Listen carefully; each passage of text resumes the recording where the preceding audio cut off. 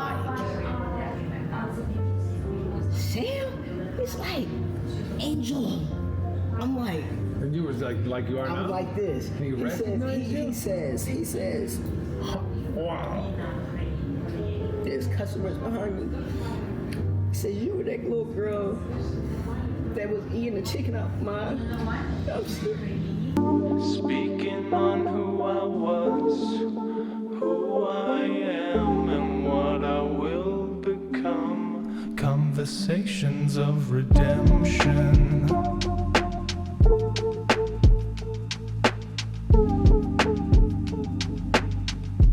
Conversations of redemption.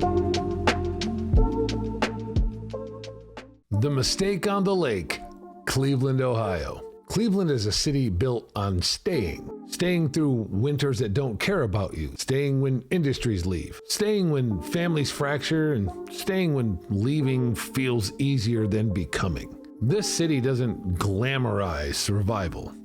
It expects it. Cleveland teaches you how to endure without applause, how to keep showing up even when nobody's watching. Ajay's story belongs here because his life is about identity forged slowly, not in explosions, in pressure. Growing up, there wasn't a single moment that defined him. There were layers, expectations, cruel identity, responsibility placed early, the quiet understanding that you don't get to fall apart. You get to figure it out. Cleveland understands that weight. This is a place where people learn to be dependable before they learn to be understood, where you carry more than you talk about, where you don't ask who you are, you become who's needed. Ajay didn't grow up trying to escape his story. He grew up trying to live up to it. And that can be its own kind of pressure, because when your identity is shaped by family expectations, by duty, by the need to be strong and steady, you can lose touch with who you are beneath that responsibility. Cleveland doesn't ask who you want to be. It asks if you can handle what's in front of you. This conversation is about what happens when you stop living only for obligation and choose alignment, not rejection, ownership. Ajay's story is about claiming authorship of your life without abandoning where you came from. This is Cleveland, where roots run deep, and becoming yourself means learning how to stand in those roots. What's up, bro? What's up? Oh, man, it's so good, bro. It's so crazy that we connected through Instagram. Right. And then here we are, in the flesh. Because I think the first thing that I saw, I'm trying to remember actually how this actually happened. I don't remember how it happened, but I just know that we were connected all of a sudden. No, in fact, I saw you on a video. You were live. You go live a lot. Yeah, I do. And you were live. And I was like, what up, bro? And you called me out like, Sonny, I'm in Cleveland. I'm in Cleveland. And I was like, oh, damn, you're in Cleveland? What? And then you were like, if you reach out to me, if you call, I'm going to respond. Here's my number. I'm like, and you responded, and I'm like, and then it took a minute to actually get on a call with each other, but we did, and it was just instant chemistry. Right? And then it blew me away when I found out you were a trans man. I'm like, no way, really? And because we had that call, and I'm like, we were on the phone for like an hour. Yeah, and I was like, that was my call. wow. Yeah, you couldn't believe it. Wow. Well, awesome, first of all. And I think that just having that vulnerability that you have is special. It's so special because especially in the world that we live in, the society that we live in, people are either afraid or hateful. And I think that you attack that head on both fronts.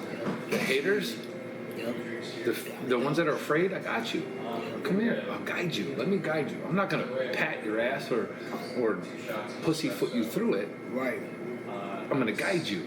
I'm going to guide you with dignity. I'm going to guide you with respect. And I'm going to guide you with a solid approach. I'm not going to beat around it. Right. Here it is, and this is what it is. So I'd just like to dive into your story and learn more about you. Okay. And it can't be easy. There had to have been some trauma. There had to have been some really hard times. And the fact that you're walking with your head up, chest out, that's what was needed. People need to see that. You were going to inspire. I mean, you're already inspiring hundreds of thousands of people. You need to turn that into millions.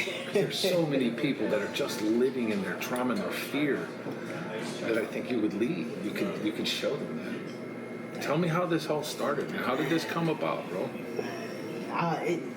It did start with a lot of trauma. You know, growing up, I was, as you know, I'm a trans man, right?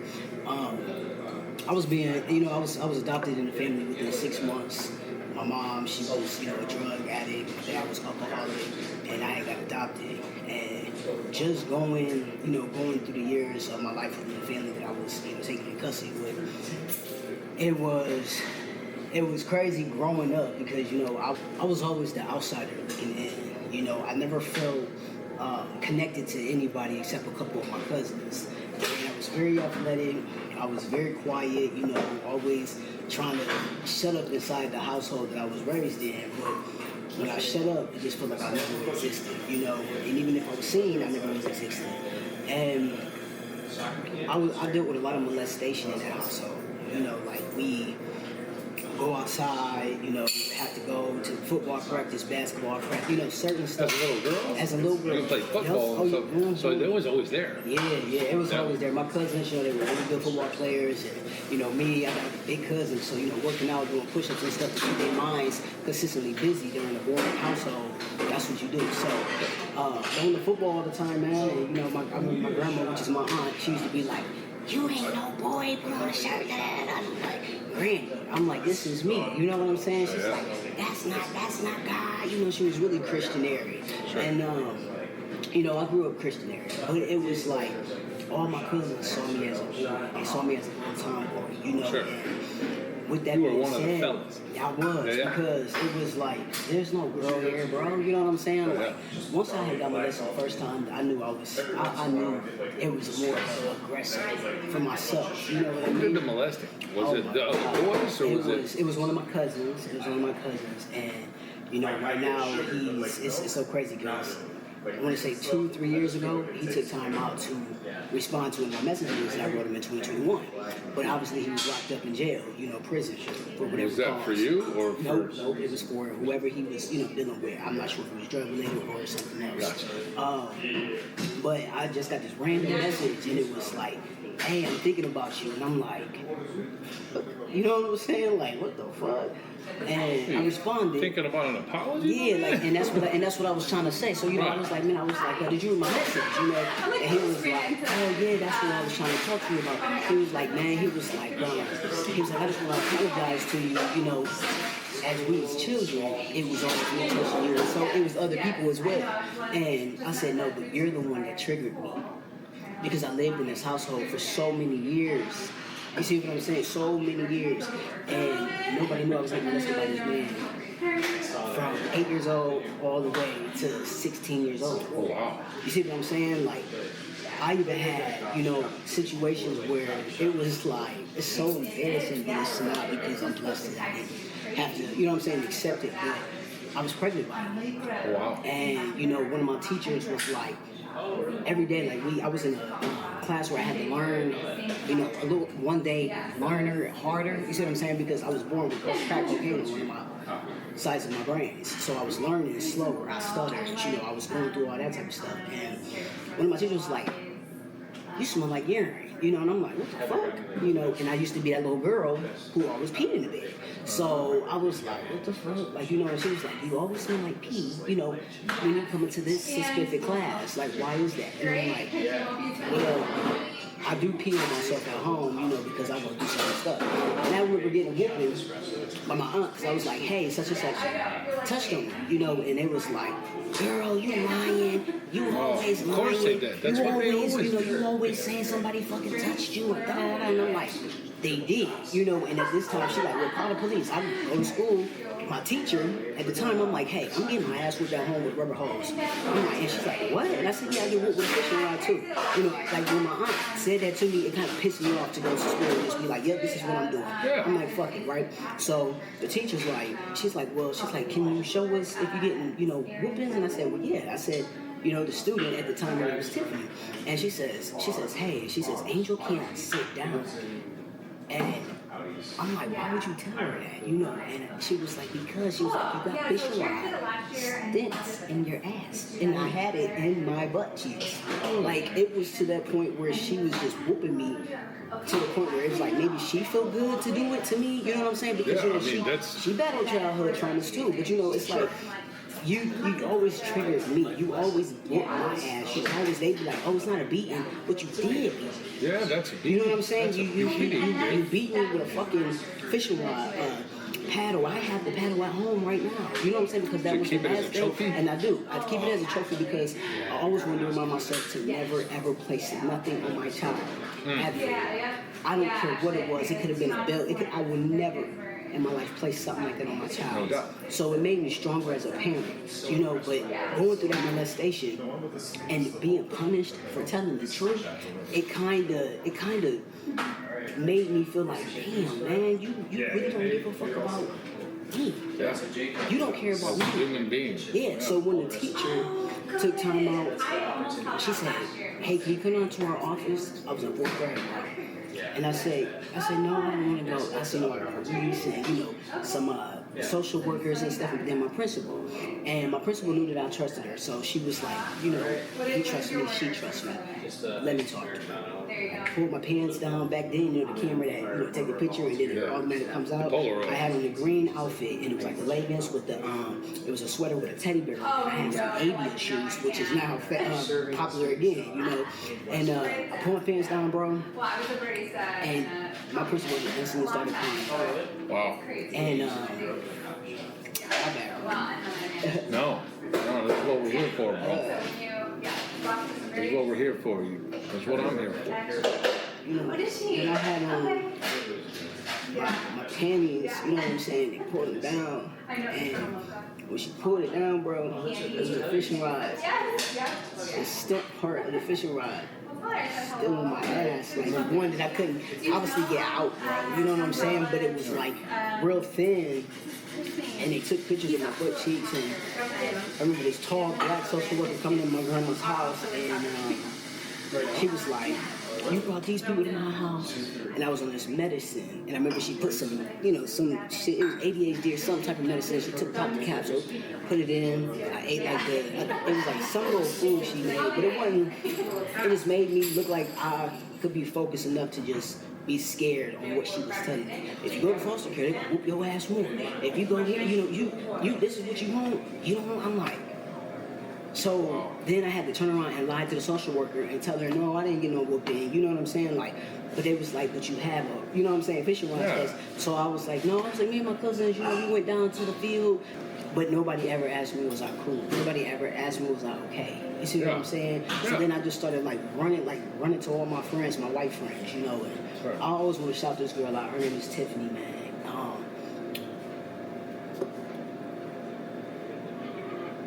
Sorry, man. No, bro, no. Don't ever apologize for feeling. That's the thing. Right? We have to be vulnerable. And we're not afraid to show our emotion, right? Because there's so many people that don't because they're afraid of it, right? This is what we're here for strength. This is strength, right? Tiffany. This girl Tiffany, her and her mom, man, one of my cousins was a good wrestler for the state of Ohio. And he used to have these wrestling matches, and my granny used to love showing him all the love and attention. He was like a spoiled child, and I used to always be like, oh, I can go to Tiffany's house, you know, and her mom used to be like, yeah, you know, Angel would come over here, you know. So I started feeling like I was living there more, you know what I'm saying? And it was like one of the most safest places I ever went in my life. Like, they treated me like family, you know what I'm saying? I knew what breakfast was like, having it at the table with your family, you know. I knew how to get up and communicate with your family instead of being in a household where you wake up and Pain. Yeah. you just feel Fear. broken all over Pain. again, you know? Yeah. And every day of my life, bro, I still think about that. And I will always tell people this. That was the best decision I made in my life because I got away from being broken. I got away from trauma. I got away from all of that. You know what I'm saying? But I dealt with being a single parent, pregnant parent. With my aunt, man, it was like when my Papa J and my Mama D had took time out to buy my son a stroller, you know, they didn't have to. Those strollers at the time was $300. You see what I'm saying? Expensive. And I didn't receive nothing from her for real. You see what I'm saying? From the one that took custody of me. Yeah. I didn't receive none. That's my Aunt P. Right. And, So she literally took you as for a paycheck. basically, you know, and it's sad because I learned it at 18. Do you see what I'm saying? I learned that at 18, which is okay because at the end of the day, I can't say she did a bad job. You see what I'm saying? Of raising me. When I say it like that, like when my mom and my dad was on drugs. You see what I'm saying? Sure. She did a good job by taking me in. Sure. She did a good job by keeping me off of the streets. She did a good job by not leaving me hungry. You see what I'm saying? But she damaged who I was. Right, as a human being, right? Yeah. As a person, And sure. I never knew what love was. You see what I'm saying? Because I never heard her tell all 8 of these kids that live in this household, you know, my cousins and stuff. I never heard them tell anybody they love each other. Yeah. I never heard it. She's never told me she loved me. You see what I'm saying? And it was like, damn, who the fuck wakes up every day not saying, hey, what's up, grandma? Hey, what's up? Blah, blah, blah, blah, blah. You don't wake up with any feelings. You just say, go outside and dig in the garden. Right. Go outside and get the wood. Go outside and go pick the rocks. Go help your aunt, you know, go pick up the rocks for a new house. Why am I always doing dude shit? Almost like they were cultivating it, but then turning around and punishing you. Yeah, Like, go play like- football, go work, do manual labor, Yep. don't act like a boy. Yep. So I was doing all of that manly shit. Yeah, for your young mind, that's such a dichotomy, right? Like, that had to oof, it's rough. Listen, I remember when me and my cousins, one of my cousins, RW, he's in the military, and you know he used to always love playing baseball or kickball. And I remember my cousin Stewie, he got every day he's like, hey Angel, come outside, girl, come play basketball real quick, come play baseball, you know. And the first time I went outside to go play baseball, guess what happened? Get your ass in the house. You want to act like a boy? Bop, bop, bop, bop, bop. Just for playing baseball. Just playing baseball. But you And know now what it this was? is here, right? This Yep, is yep. This Cleveland. was in. I lived in a small city called Ravenna.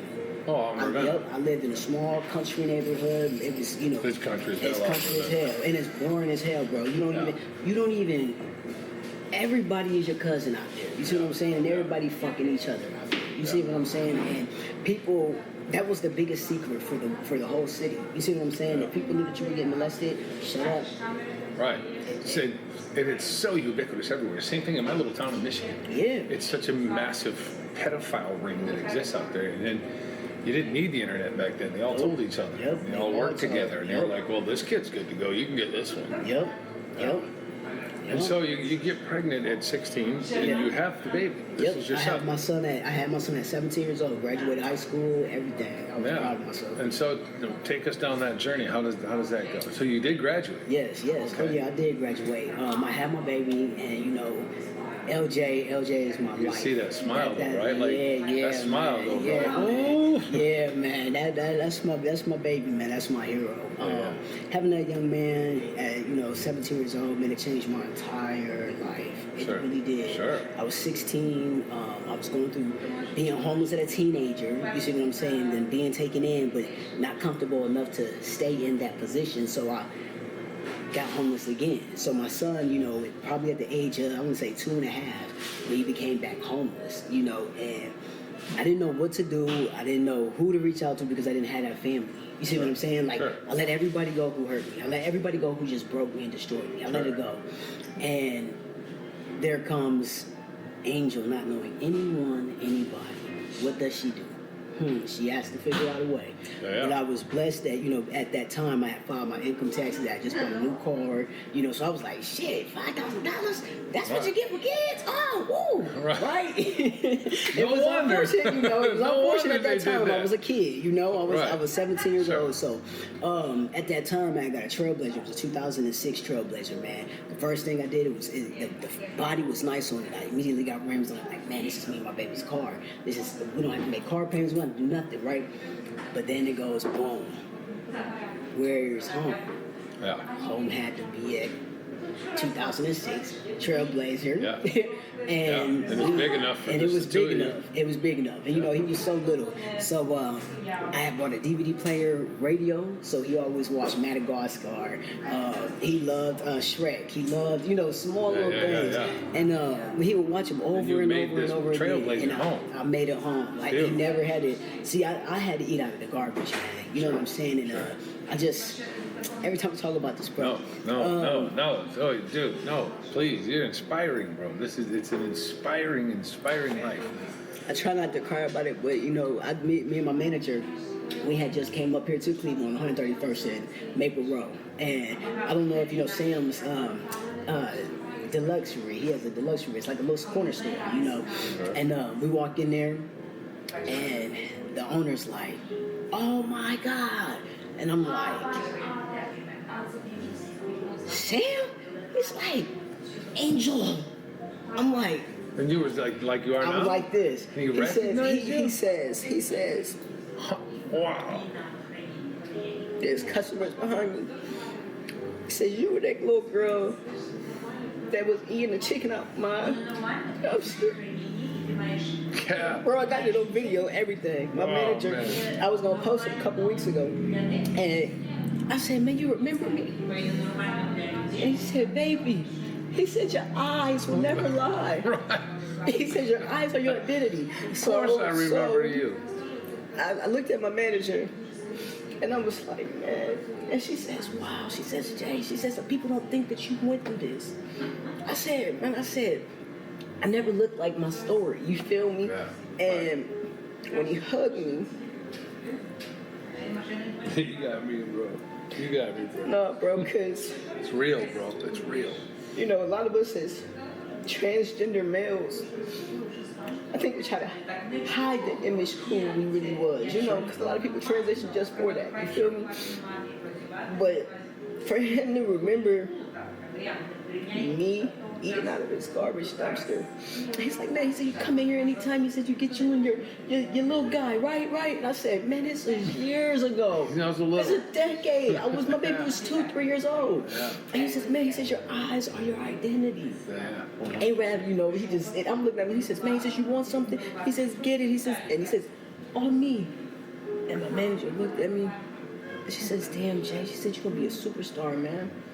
She said, you're going to be a superstar. As soon as you go into his store, he got this big picture of himself in there, you know.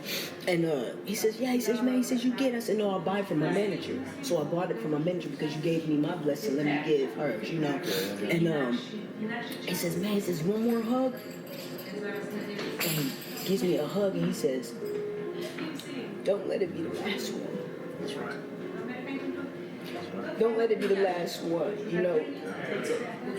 And for that, I'm thankful for that because my eyes don't lie, bro. Yeah. No. You know, and I'm sorry for crying, bro. Don't ever apologize for But that was a beautiful feeling. That was a blessing. That was a gift to me because he remembered who I was. Yeah. And when I was driving home, you know, I was like, damn, and I said, Rick, I said, this is crazy.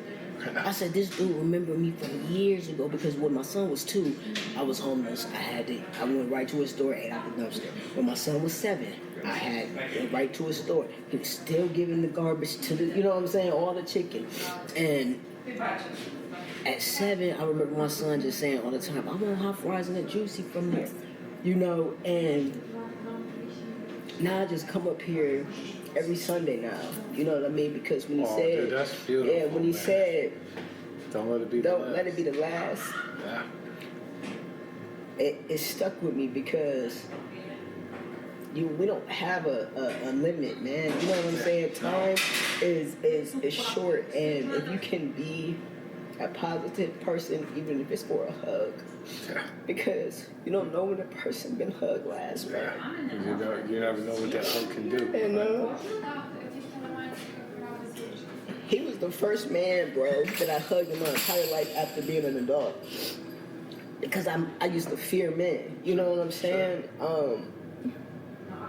And Sam, like, he became like energy to me. You know what I'm saying? When I was homeless, he would be like, man, yo, get, it's the chicken, but he says, I hate that. But he couldn't change that. You know what I'm saying? Because I was in that position.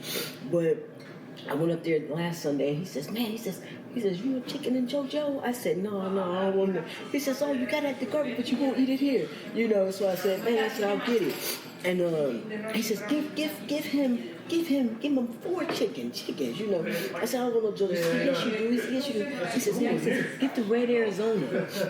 That's what I used to drink, mango and red Arizona. And, you know, he says, keep doing you. He says, my daughter, my sons in Solon, they watch you. I see you, you know. So it feels good when I come up and show him my Instagram or show him something. Sure. Because he's like, man, you're doing He was great. a part of it. Yeah, you know what I'm saying? Unintentionally, he was a part of that. And I thank God for that, man, because I then met my mother. It was like, I had to take 2 days off. It was too warm. I remember her walking across the street from the store that I was sitting at. He had these stumps on the store where people couldn't park and stuff. Yeah, So I yeah. was sitting there, and this dude says, hey, BJ, hey, B. And I'm looking at her, I'm like, man, she act like me.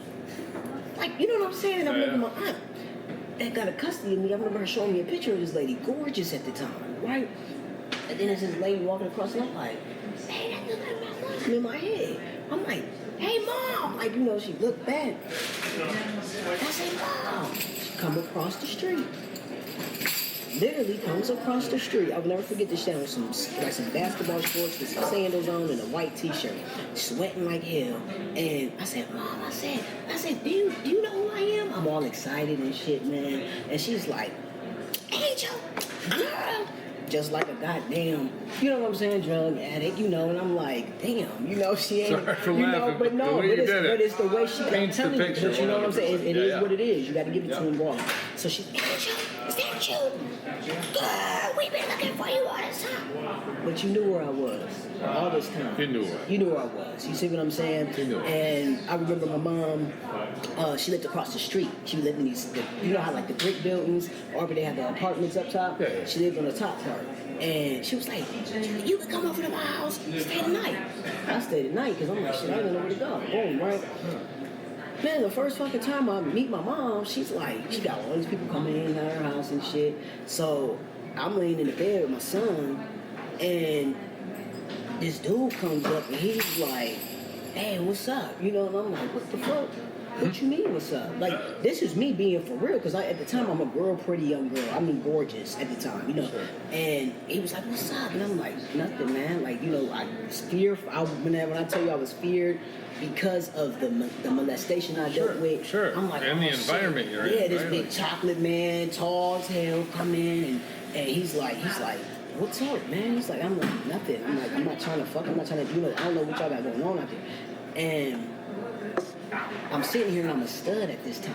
You see what I'm saying? And he's like, man, you're a gorgeous girl.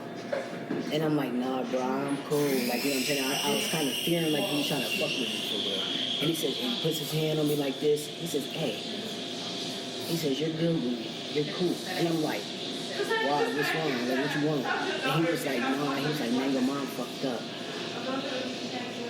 Your mom fucked up. I said, oh, so you the dude that sell to my mom? And he was like, I mean, if you put it that way. I said, dang. I said, so you rather see my mom hurt when she got me in her house and da-da-da. He was like, well, there's other people here too, you know. So I looked at him and I'm like, man, what's your name? He like, man, my name Reeves. I'm like, all right, Reeves. I'm like, do me a favor. I said, if I'm that attractive to you, don't sell my mom no drugs. If I'm safe with you, don't sell my mom no drugs. Right? Man, the next day, I wake up, I'm doing, you know, my little 1-2, going to the job at Chipotle, and on Warrensville Center Road, and I'm walking from the bus stop. Here's this big ass F-150 coming up, right? Beep, beep. I'm like, fuck, it's him. He says, hey man, he says, get in. Now I'm a stud. Like, you know what I'm saying? I'm a stud. So I'm like, oh shit, man, this dude. He's like, get in. Where you going? I'm like, I'm about to go to Chipotle. He's got a new job. You know what I'm saying? Boom. He says, man, where you get at? I say, he with my mom. He's like, oh man, he says, listen, I'm gonna drop you off at work. He says, I'm gonna come pick you up. He says, I'm gonna help you go get an apartment. I'm looking looking at him like, yo, what the fuck? So me being a stud at this time, I'm like, oh shit, I'm about to find me a good dude. You know what I'm saying? Like thinking, man, he came and picked me up. Again, his name is Weezy. He came and picked me up. He got me and my son some Church's chicken. He dropped me off with my mom. He said, man, he said, I'm gonna come back in 30 minutes. He said, get you and your baby. He said, you can leave whatever you back there, right? I said, man, I got this big ass stroller. He said, man, he said, leave it. He said, leave it. He said, I'm gonna put you somewhere. He puts me in one of the shelters up there. And he says, man, he says, look, he says, you got a job. He said, I'm telling you, your mom is fucked up. I've been around your mom for years, right? So I'm like, how old is you? He like 42. Okay, I'm probably about 20, I think probably about 23, 24. Man, I get out the shelter, 30 days. He has property and shit. He says, man, he says, listen, he says, do you get EBT? Do you get Social Security? Do you get anything? I said, no. I said, I don't remember. You know what I'm saying? Because I had let it all go. So at the time, I was getting EBT. And he says, man, he says, hey, do you know your password to your EBT card? And I'm like, yeah. Put the password in, boom. It's $800 worth of food stamp card. I didn't even know that I had them. You know what I'm saying? I had the card, but I didn't know I had the money on it, right? Because I forgot the code, all that. He takes me to go grocery shopping. He's like, man, he says, stay at my mom's house. He says, man, he says, she out of town. She lives in Florida 6 months out of the year. Boom. Things started to get connected. You see what I'm saying? We started connecting. We started connecting. You know, I became his home girl, but his girl at the same time. You know, and at this time, relationship? And that's what I was about to get to. It was where he was just so good to me. Man. You know what I'm saying? And I never felt loved. I never felt heard. I never felt seen. He's a drug dealer. You see what I'm saying? Sure. He's a drug dealer. I'm like, damn, what am I going to get myself into? Never laid his hands on me. Nothing. Took care of my son like he was a son. So when we started getting real intimate, I was 26. You know what I'm saying? So I was dealt with him probably about 3.5 years. And for 2 of those years, he never wanted to have sex with me. He never wanted, never. He never wanted to touch me in any type of way. Wow. So that 3rd year, he said, man, he said, why don't you be my girl? I said, why you wait for so long? He said, because I didn't want to hurt you like I hurt your mom. I said, what?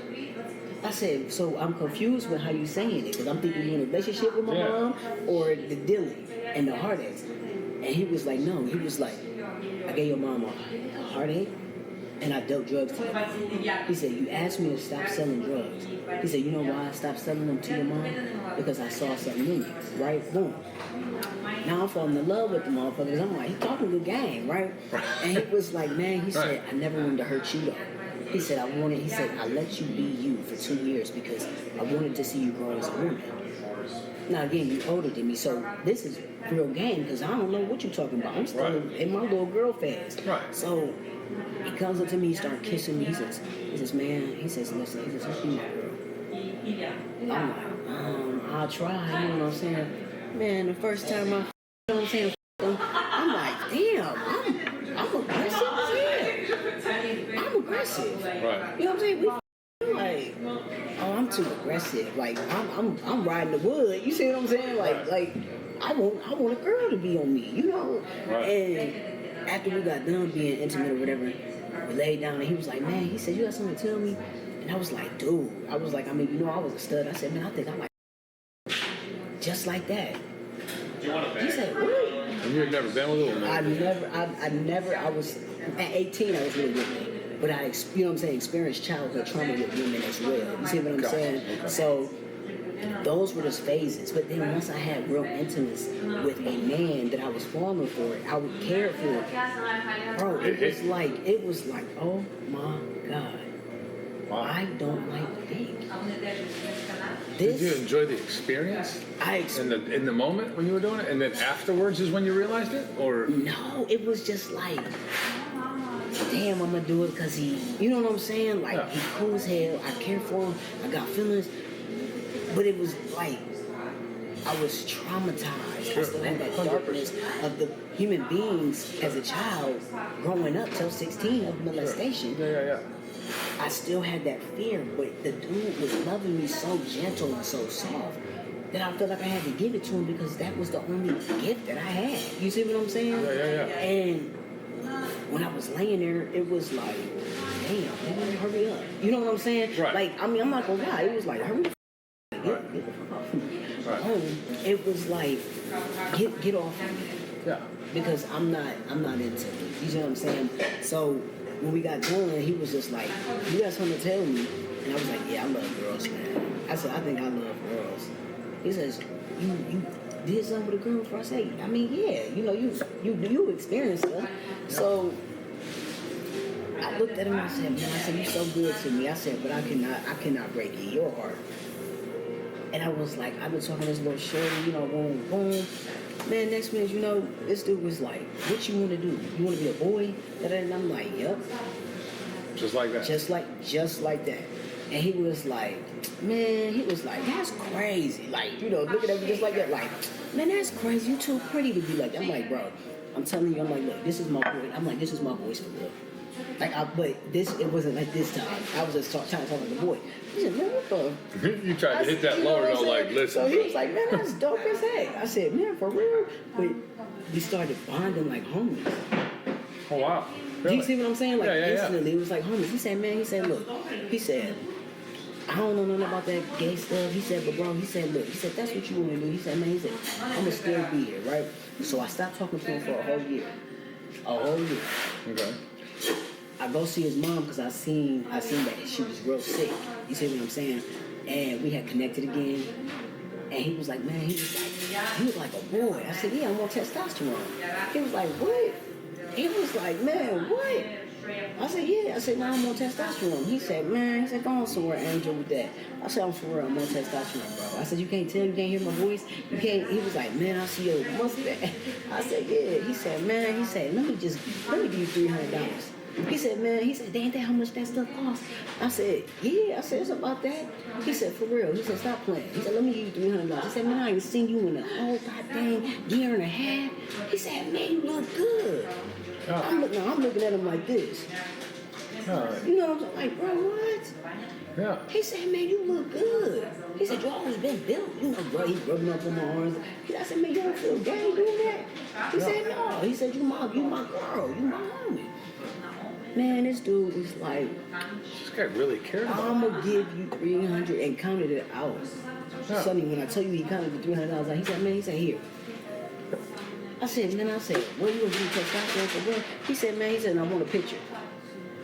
I said, what you want a picture for? He said, the testosterone, fool. You know, because he wanted to see if I was gonna spend it. So I was like, you gotta wait till my 60-day, my 60-day re-up. And he was like, man, he said, I just think you look good. He said, don't stop being you. He said, and tell your story.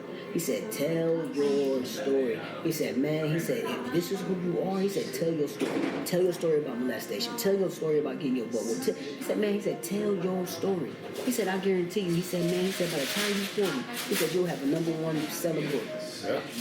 He said, don't stop. Yeah, don't stop. And I'm like, man, wait, now you gotta remember what I just told you. He was a drug dealer. Right. You see what I'm saying? Right. He was a drug dealer, literally telling me, go live your dream. Yeah.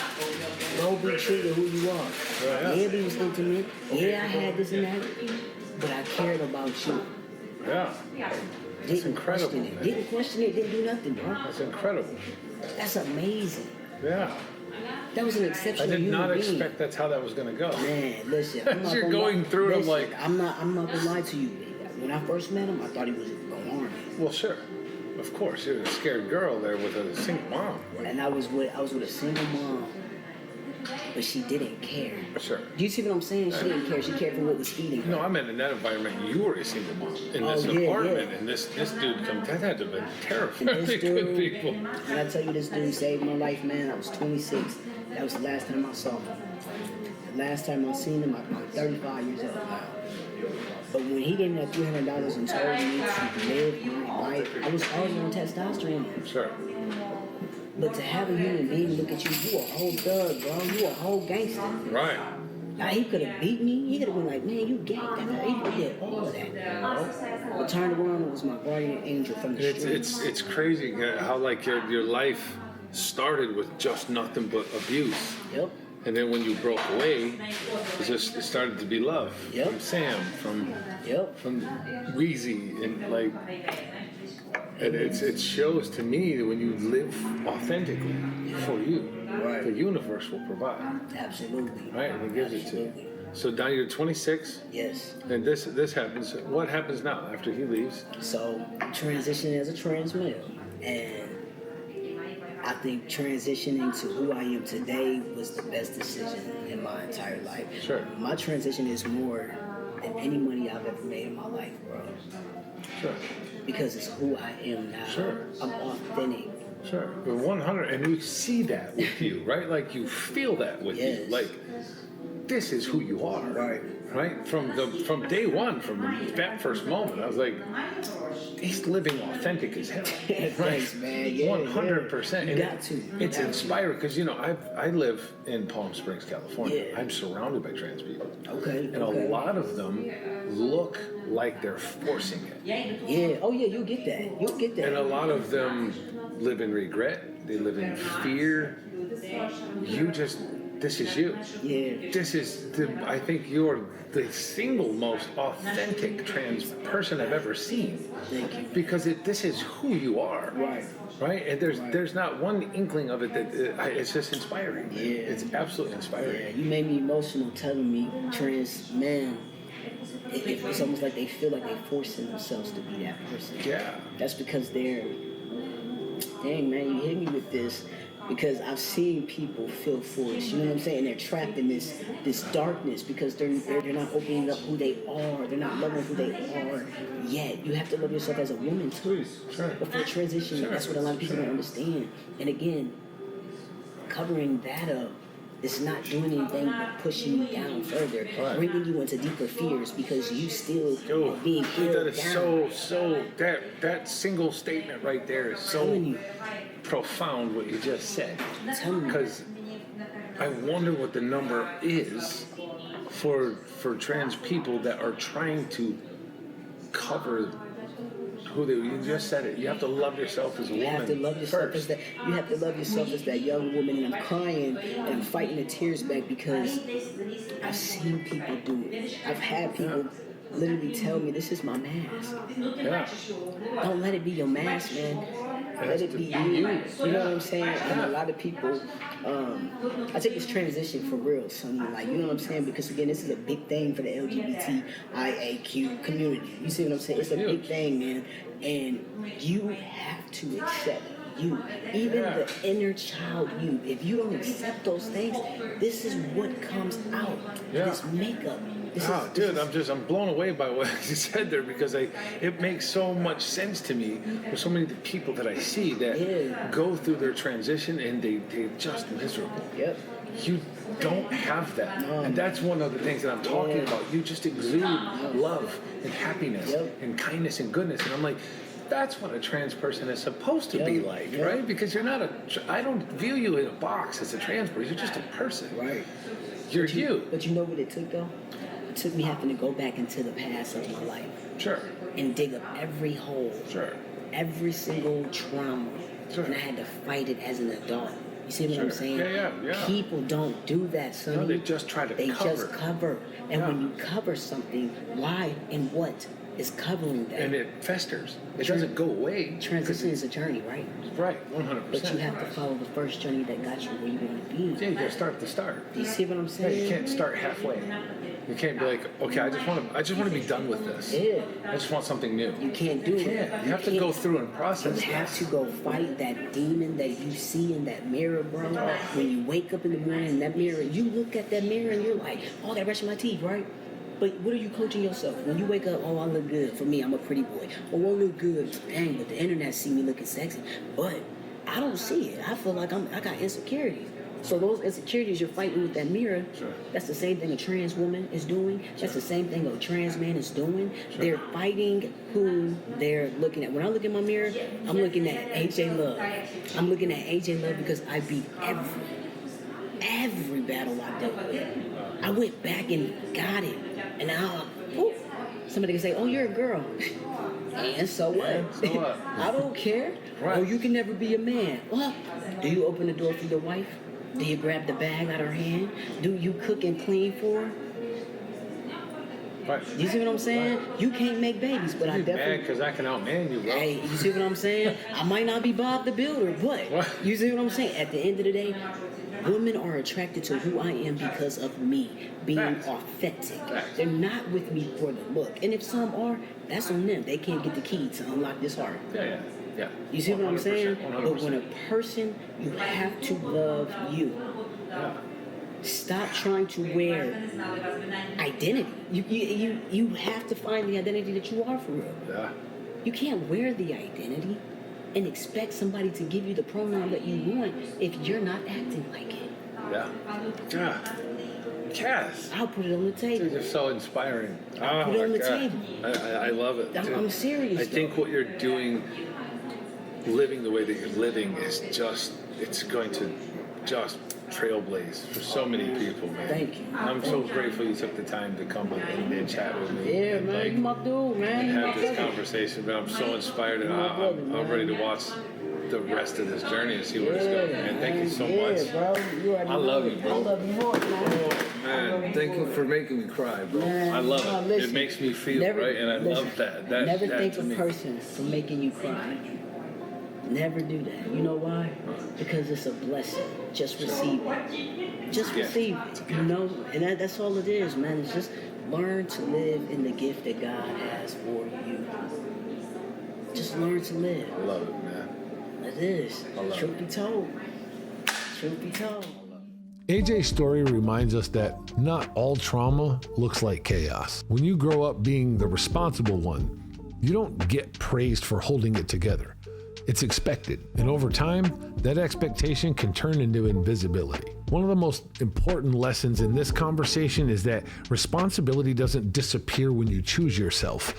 It matures. AJ shows us that honoring your family and your culture and your past doesn't mean erasing your own needs. It means integrating them. Cleveland teaches resilience. AJ teaches intentionality. There's a difference between surviving because you must and living because you choose to. If you saw yourself in this conversation, in the pressure, in the quiet strength, in the feeling of being dependable but unseen, this is your reminder. You are allowed to define success on your own terms. You're allowed to slow down becoming so you can arrive as yourself. This isn't about rejecting where you came from. It's about choosing who you become with clarity and responsibility. This is Cleveland, a city that teaches endurance, and a story that shows what happens when endurance turns into purpose. I'll see you guys on the next one.